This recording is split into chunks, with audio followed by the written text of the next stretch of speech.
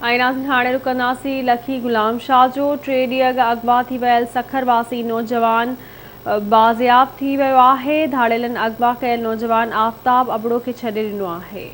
बिल्कुल नाज़रीन अवांखे ॿुधाईंदा हलूं त पुलिस ऑपरेशन सबबि कचे मुंतकिल जो रस्तो न मिलण करे धाड़ेलनि नौजवान खे छॾे ॾिनो आहे। आगाह कयूं पिया लखी गुलाम शाह मां 3 ॾींहं अॻु अगवा थी वियल सखरवासी नौजवान बाज़ियाब थी वियो आहे। धाड़ेलनि अगवा कयल नौजवान आफ़ताब अबड़ो खे छॾे ॾिनो आहे, जॾहिं त पुलिस ऑपरेशन सबबि कचे मुंतकिल जो रस्तो न मिलण करे धाड़ेलनि नौजवान खे छॾे ॾिनो आहे।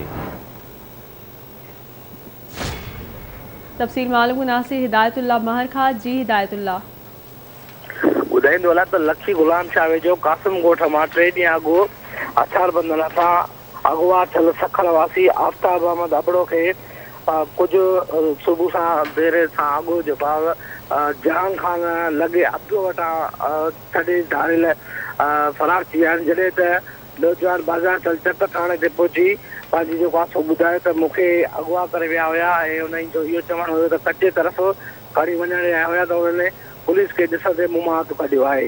हींअर हू वारसनि वटि मौजूदु आहे। जी ठीकु आहे हिदायतुल्लाह, वॾी महिरबानी अव्हां जी तफ़सील खां आगाह करण लाइ।